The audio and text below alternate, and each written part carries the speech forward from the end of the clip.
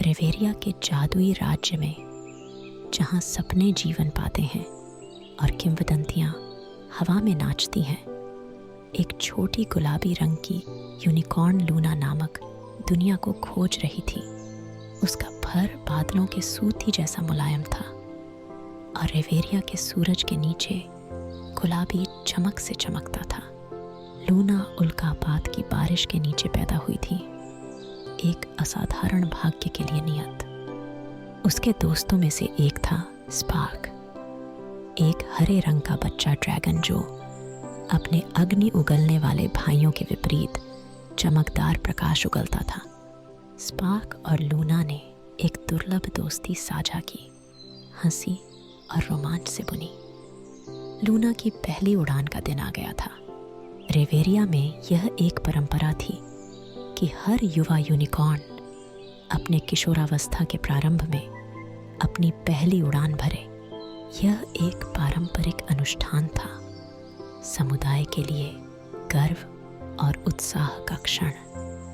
Luna उत्साह के बावजूद चिंता महसूस कर रही थी। वह हमेशा आकाश में उड़ने, हवाओं के साथ नृत्य करने और बादलों को सहलाने का सपना देखती थी, लेकिन जमीन छोड़ने का विचार उसे घबराहट में डाल देता था।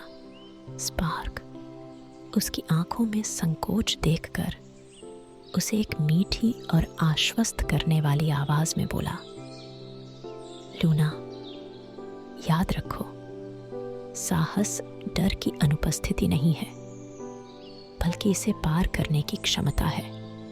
स्पार्क के शब्दों से प्रोत्साहित होकर लूना ने अपनी आंखें बंद की और हवा की मधुर धुन पर ध्यान केंद्रित किया।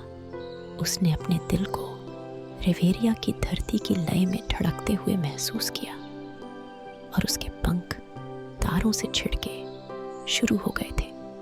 एक गहरी सांस लेकर वह चली, पहले धीरे से, फिर अधिक आत्मविश्वास के साथ। लूना ने महसूस किया कि हवा उसके पंखों को उठा रही थी और जल्द ही वह उड़ रही थी। फूलों से भरी घाटियों और चमकदार नदियों के ऊपर उठते हुए लूना ने एक ऐसी दुनिया की खोज की जिसे उसने कभी नहीं देखा था। वह एक जीवित पेंटिंग की तरह महसूस कर रही थी, रंगों और प्रकाश की तस्वीर में चलती हुई।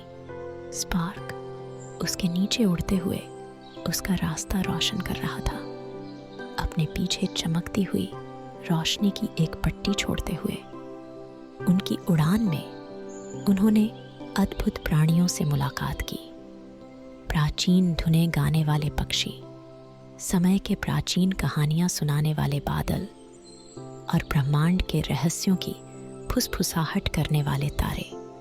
प्रत्येक प्राणी ने लूना को सलाम किया, उसका उत्साह बढ़ाया और उसकी उड़ान का जश्न मनाया। जैसे वह उड़ती रही, लूना ने मूल्यवान सबक सीखे। उसने समझा कि डर साहस की ओर एक पथ था, हर पंख की हरकत उसके सपनों की पूर्ति की ओर एक कदम था, और दोस्ती वह प्रकाश थी जो सबसे अंधेरे क्षणों को रोशन करती थी। लूना की उड़ान केवल आंखों के लिए एक जादुई दृश्य नहीं थी, यह साहस, आशा और दोस्ती की एक कविता थी। जब लूना पृथ्वी पर लौटी तो वह बदल गई थी। उसने अपने डर के पार उड़ान भरी थी, अपने सपनों के आकाश को छुआ था और स्पार्क के साथ अपनी दोस्ती को मजबूत किया था। रेवेरिया के निवासियों ने उसकी उड़ान का जश्न मनाया, उसे प्रेरणा और आनंद का प्रतीक मानते हुए।